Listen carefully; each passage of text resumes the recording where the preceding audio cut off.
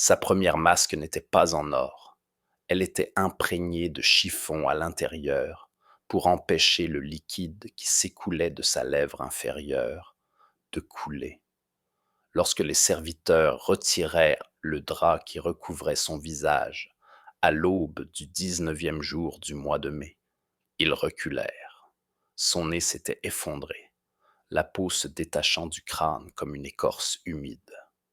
L'un des médecins, jeune et nouveau, jeta le bassin d'eau salée et sortit en tremblant de la chambre.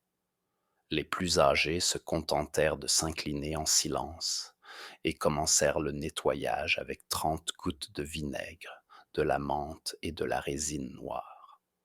Le roi de Sicile, autrefois beau et guerrier, murmurait maintenant qu'il voyait un ange à la bouche de rat derrière les barreaux de la fenêtre. Ce début n'est pas consigné dans les chroniques officielles, mais rapporté par le témoignage du valet de chambre Pietro Testa, recueilli en août de la même année, après la mort du souverain. Il affirmait que depuis le milieu du printemps, le roi ne quittait plus son armure, même sous la chaleur de midi. Il dormait dans son armure, mangeait à travers une fente dans sa visière et convoquait ses ministres dans l'obscurité. Et lorsqu'un page jeta imprudemment un coup d'œil dans la fente du casque, il ne parla plus et fut bientôt retrouvé pendu dans le jardin. Au début de l'année 1268, le roi Roger de Sicile était encore capable de traverser à cheval le port de Palerme. La foule l'acclamait, sachant que les Aragonais se ruaient à nouveau vers le sud et que les Siennois se révoltent. Mais déjà, des rumeurs circulaient, une odeur de chair en décomposition le suivait. Ses chevaux avaient peur de lui. L'un des officiers de la garde se plaignit qu'après avoir monté la garde, ses dents étaient tombées et ses ongles avaient noirci. Peu après, le roi disparut complètement des cérémonies publiques. La version officielle était qu'il s'était retiré pour prier au monastère Saint-Érasme. En réalité, selon le témoignage du moine Benedetto, appelé à la cour, Roger était allongé sur une couverture en camcha, enveloppé jusqu'aux yeux, et demandait sans cesse qu'on lui verse du miel fondu dans les oreilles pour étouffer leurs murmures. Le moine ne comprenait pas à qui il faisait référence, aux esprits ou à ses conseillers. La médecine de l'époque, qui se résumait à faire évaporer la pourriture et à pratiquer des saignées, s'avéra impuissante. La lèpre, à en juger par tous les symptômes, avait envahi son visage et son cou. Son œil gauche était sorti de son orbite et sa paupière supérieure était collée à sa joue. Le moindre contact avec les plaies provoquait une mousse sanglante et des cris. Néanmoins, les ordres continuaient à sortir avec son sceau. Condamnation à mort, déplacement de l'armée, exil de nobles. Comme l'écrivait le comte Bruno de Calta dans une lettre privée, ce n'est plus un homme qui gouverne, mais une armure. Les intrigues s'intensifiaient. L'héritier, le prince Filippo, tenta d'approcher son père, mais fut repoussé à 3 reprises par la garde. La grande chambre fut scellée. Au même moment, le chancelier de Benevento renforça la garde autour des archives, craignant que le testament ne soit volé. Les cardinaux, auparavant divisés entre les factions romaines et angevines, commencèrent à se réunir en secret dans les catacombes sous la chapelle Sainte-Agathe. Des rumeurs se répandirent dans la ville, selon lesquelles le roi était mort depuis longtemps et qu'un sosie coiffé d'un casque occupait le trône. En réalité, Roger était vivant. Il respirait à l'aide d'un tube fixé à sa gorge et parlait avec difficulté, surtout par signes. Son corps perdait ses fonctions, d'abord ses jambes, puis sa vessie. Un médecin nommé Lamberto lui administrait de l'opium sous la langue, mais à la mi-juin, Même une triple dose ne soulageait plus la douleur. Le rapport du 6 indique: Sa Majesté se gratte la poitrine avec les ongles et demande qu'on empêche les démons d'approcher son lit. Il ne prenait que des aliments liquides à l'aide d'un entonnoir. La peau de son front était recouverte d'une croûte dont des lambeaux de la taille d'une pièce de monnaie se détachaient.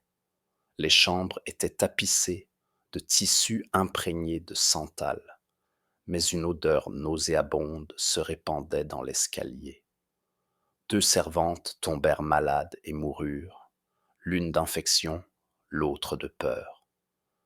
D'après les notes retrouvées dans un coffre du palais au XXe siècle, le roi aurait ordonné, dans ses derniers jours, que le nom de son fils soit rayé de son testament et que sa sœur cadette, religieuse à Montréal, soit désignée comme héritière. Ce document disparut dans la nuit même. Selon des sources non officielles, le prince Philippe l'aurait brûlé lui-même. Le 25 juin, le corps du roi commença à suinter un liquide noir à travers les coutures de son armure. Quand ils se décidèrent enfin à retirer son casque, son visage semblait desséché de l'intérieur. Son front était enfoncé, ses lèvres étaient gercées, sa langue était noire et enflée. L'un des médecins, âgé et aveugle, fit silencieusement le signe de croix et quitta la chambre sans attendre d'être reçu. Roger mourut dans la nuit, sans confession. Sa dépouille fut gardée par 40 soldats. À l'aube, le corps fut emporté enveloppé dans des langes, puis on tenta pendant des heures de l'embaumer. Mais les entrailles étaient déjà en décomposition. Le foie s'était désagrégé et les intestins avaient éclaté lors de l'autopsie. Selon le rapport d'un moine herboriste, la décomposition avait commencé au moins 2 semaines auparavant, mais elle avait été masquée par de la cannelle et de l'huile de laurier. Les funérailles se déroulèrent en secret. Seuls les courtisans et la garde se rassemblèrent sur la place devant la cathédrale. Le peuple n'était pas admis. Les ambassadeurs d'Aragon et du Saint-Siège quittèrent la ville avant l'aube. Le soir, 3 incendies, prétendument accidentels, éclatèrent à Palerme, mais les rumeurs les reliaient obstinément au nouveau pouvoir. Le prince Philippe avait commencé à purger la noblesse immédiatement après les funérailles. Ainsi mourut celui qui combattit les Sarrasins, mais ne put vaincre le ver dans sa joue, nota un chroniqueur anonyme du monastère Saint-Antoine. Pendant la semaine qui suivit la mort de Roger de Sicile, aucun de ses proches n'osa prononcer le mot lèpre.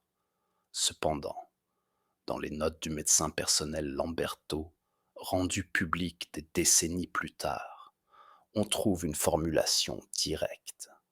Décomposition causée par une pourriture interne provenant des ganglions faciaux et cervicaux, typique du stade avancé de la lèpre.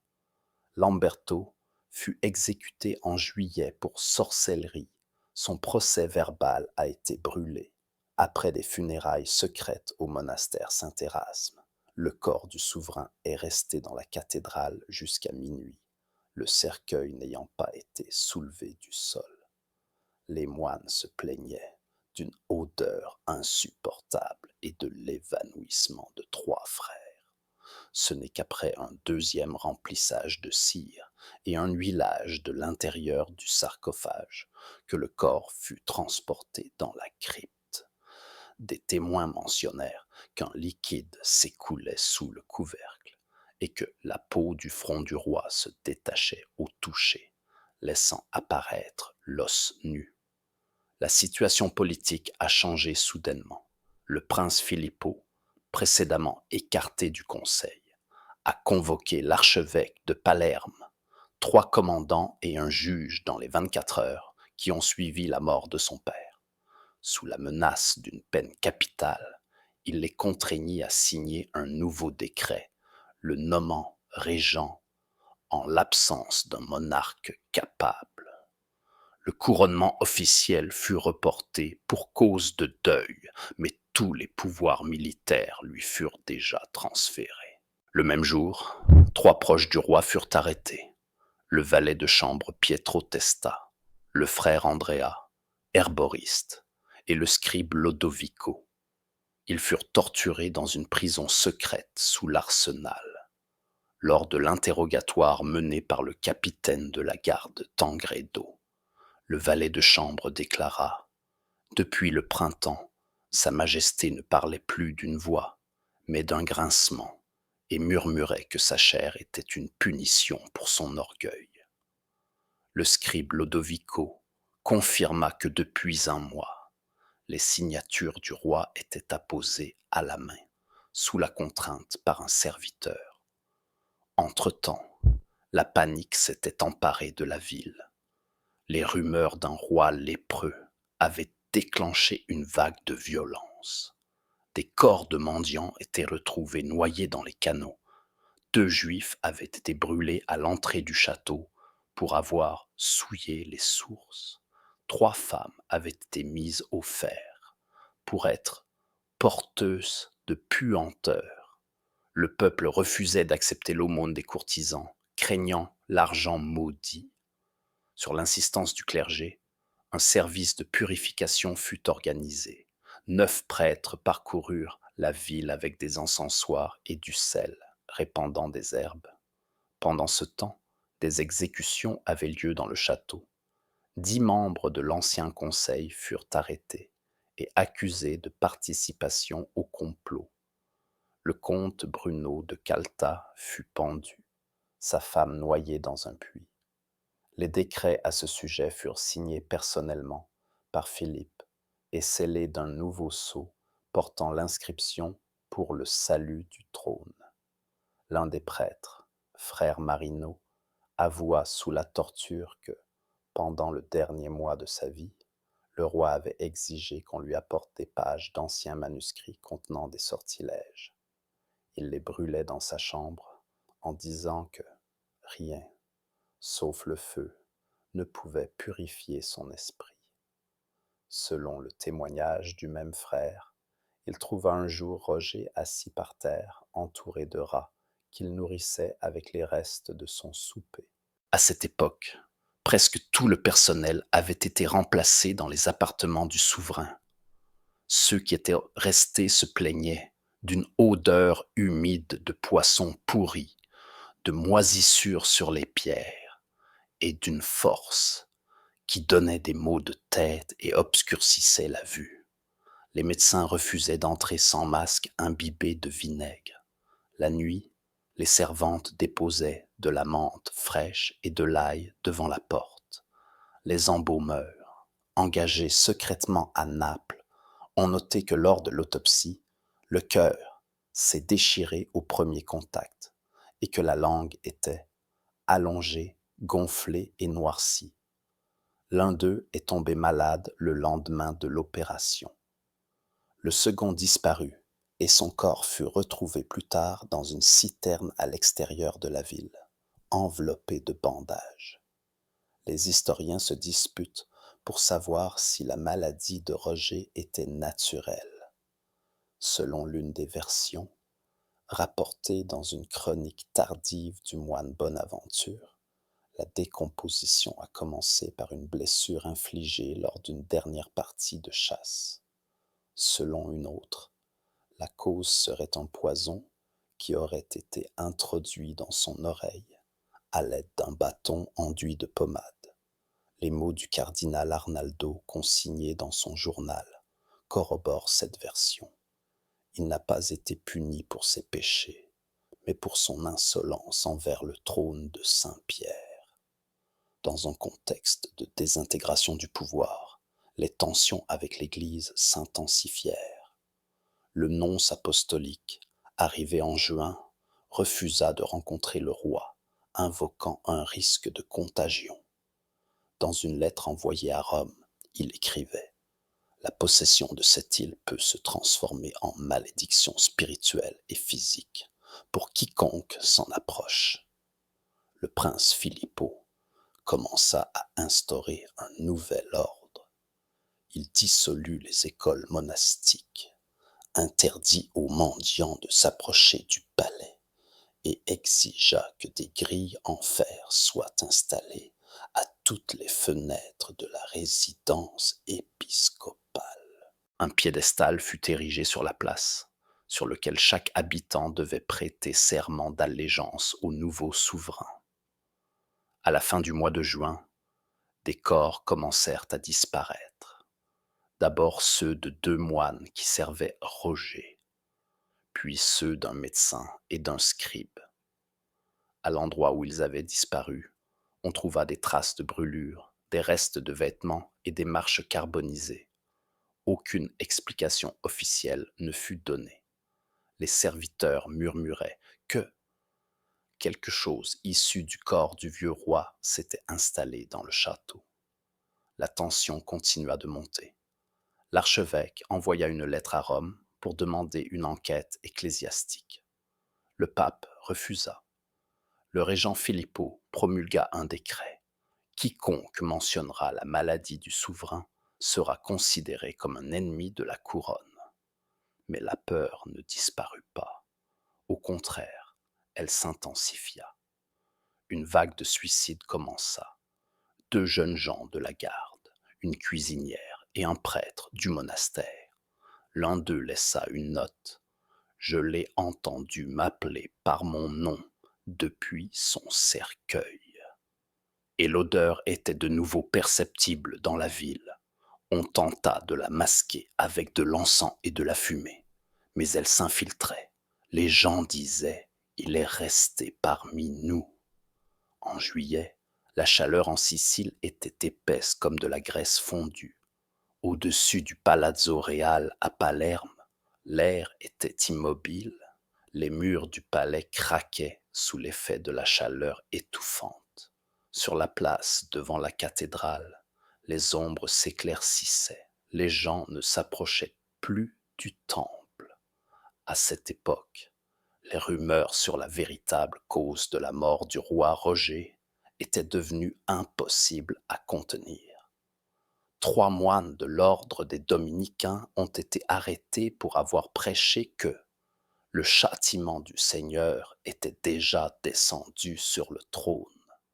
Ils ont été arrachés de leurs cellules pendant la nuit, emmenés dans les catacombes et n'ont jamais été retrouvés. L'un d'eux, frère Jean, avant de disparaître, a laissé une inscription à la craie sur le mur. Un homme au visage de lépreux ne peut gouverner. Malgré des funérailles officielles, le cercueil du roi n'a pas été laissé en paix. 6 jours après l'enterrement, il a été déplacé. La raison n'a pas été précisée. Une note succincte a été conservée dans les archives du monastère Saint-Érasme. Le sarcophage a été ouvert sur ordre du régent. Le transfert a été effectué de nuit, en présence de 4 gardes et d'un prêtre. Le prêtre, frère Aurelio, raconta à la fin de sa vie sous la torture. Son visage était comme celui d'un arbre, mais tout bouillonnait à l'intérieur. Nous le transportions, et quelque chose coulait en dessous. Il était vide, comme un sac en cuir, mais chaud. Quelqu'un murmurait qu'il n'était pas mort. Le même jour, une rumeur se répandit dans la ville, selon laquelle on entendait respirer dans le caveau. Des gens commencèrent à se rassembler sur la place, exigeant une nouvelle liturgie. Le régent Filippo envoya la garde. 9 personnes furent arrêtées. Une fut tuée à coups de hache. À l'intérieur du palais, des mouvements commencèrent. Le chancelier de Benevento disparut. On dit qu'il tenta de s'enfuir à Messine, où un groupe d'opposition composé de nobles s'était déjà formé. Il fut retrouvé le 3e jour, la gorge tranchée avec une plume, dans son propre bureau. Les documents avaient disparu. Conscient de la pression croissante, Filippo commença à prendre des mesures sévères. Dans des décrets publiés presque quotidiennement, Il interdit toute discussion publique sur la maladie du roi, limita les déplacements dans la ville après le coucher du soleil et renforça les gardes autour des monastères. L'un des décrets interdisait toute mention de pourriture, de lèpre, de plaies et de visages défigurés à propos de l'ancien monarque. Cependant, même à l'intérieur du château, l'ordre commença à s'effondrer. 2 cuisiniers disparurent de la cuisine du palais. La pièce où ils cuisinaient fut condamnée avec des planches. On racontait qu'ils étaient devenus aveugles et étaient morts d'une odeur insupportable, comme si quelqu'un avait mis une tête de mouton dans du vinaigre bouillant et y avait jeté des œufs pourris. Les médecins restés à la cour exigèrent de quitter la capitale. L'un d'eux, le vieux Guido, écrivit dans une note: il n'y a pas de vie ici. Ici, on respire par la bouche. Même les oiseaux ne se posent pas sur les murs. On le retrouva 2 jours plus tard. Il s'était ouvert le ventre. La peur grandissait dans le château. Les serviteurs refusaient de s'approcher de l'aile sud, où se trouvait autrefois la chambre de Roger. Les murs y étaient couverts de taches. La pierre était fissurée. Un soldat, posté en garde de nuit, perdit la raison le lendemain matin. Il affirmait avoir vu un homme en armure sans visage traverser le couloir. À partir de ce moment, la chasse aux possédés commença. Les serviteurs qui exprimaient des doutes sur l'origine sacrée du pouvoir royal disparaissaient. Plusieurs nains qui amusaient la cour furent brûlés sur le bûcher comme porteurs de l'esprit de la pourriture. L'archevêque, qui était resté silencieux jusqu'alors, a finalement appelé à l'exorcisme du palais au début du mois d'août. Il a personnellement célébré le rituel dans la salle du conseil, mais est ensuite tombé malade et n'a plus quitté son lit. Il est mort 3 jours plus tard. Son corps s'est décomposé 2 fois plus vite que la normale. L'un des moines déclara: il a respiré l'air des appartements du roi et sa chair ne lui appartenait plus. À tout cela s'ajouta l'agitation parmi la noblesse. 2 clans, les Orsini et les Mellini, entrèrent en conflit armés dans les faubourgs. Des meurtres furent commis dans les rues. Les gens disaient qu'ils ne se disputaient pas pour la terre, mais pour le droit de refermer le sarcophage de Roger. Au même moment, des témoignages faisant état de taches sur la peau ont commencé à apparaître. Dans les faubourgs de Palerme, on trouvait des cadavres couverts d'ulcères. Certains commençaient à dire que la lèpre n'était plus une maladie, mais une punition pour le pouvoir pécheur. Des flagellants apparurent. Des gens marchaient pieds nus, se flagellaient et répétaient: pardonne-nous d'avoir servi un homme sans visage. Philippe commença à perdre le contrôle. Son visage se couvrit d'éruptions cutanées et il interdit que son effigie soit représentée sur les pièces de monnaie. Il ordonna à la cour de déménager dans la forteresse de Trapani, mais une partie de la noblesse refusa de le suivre. Certains entamèrent des négociations secrètes avec la reine religieuse, sœur défunte de Roger. Le palais se vida. Les fenêtres furent clouées, les portes recouvertes de cire. L'aile sud fut complètement isolée. Mais même cela ne servit à rien. 2 émissaires venus du territoire papal s'enfuirent sans attendre d'être reçus en audience. Dans leur message, ils écrivirent: nous l'avons vu marcher et il n'y a pas de Dieu en lui. À ce moment-là, la panique s'est emparée du peuple. Les gens ont cessé d'enterrer leurs morts. Dans les rues, on transportait des silhouettes sans visage, enveloppées dans des armures. Sur les murs, on écrivait au charbon: le roi est de retour, la pourriture ne disparaît pas, le visage est un mensonge. Et pendant tout ce temps, selon le témoignage d'un des derniers pages, le corps de Roger, ou ce qu'il en restait, fut à nouveau déplacé. Le sarcophage était vide. Personne ne savait où il se trouvait. Seul Lodovico, le scribe qui avait survécu, écrivit plus tard en exil: il n'est pas retourné à la terre. Sa chair n'accepte pas la mort, et tant qu'elle est ici, rien ne changera. Le quatrième jour du mois d'août de l'an 1268, selon la version officielle, le prince Philippe fut couronné Philippe Ier de Sicile. La cérémonie se déroula sans le peuple. Les cloches ne sonnèrent pas.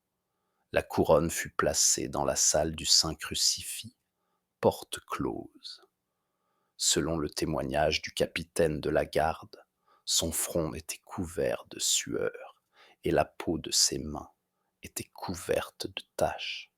Il se signa 3 fois avant de se lever. Immédiatement après, des décrets furent publiés ordonnant la fermeture de tous les monastères dans un rayon de 7 lieues autour de la capitale, la confiscation de tous les documents relatifs à la mort du roi Roger et l'exécution de quiconque répandrait des rumeurs impies. Les archives furent scellées, la bibliothèque du palais brûlée, mais la destruction était déjà inéluctable. Dès les premiers jours qui suivirent le couronnement, une révolte éclata dans le port de Palerme. Les marins refusaient de manger la nourriture sanctifiée par l'esprit sans visage. Une révolte éclata ensuite à Syracuse, où un groupe de nobles proclama l'indépendance vis-à-vis de la couronne maudite. Ils furent tous massacrés, mais les rumeurs se propagèrent plus loin, jusqu'à Naples et Gênes. Le trône papal prit ses distances. Dans une lettre officielle, le pape déclara: la cour sicilienne doit être purifiée non seulement physiquement, mais aussi spirituellement. Le légat papal fut rappelé.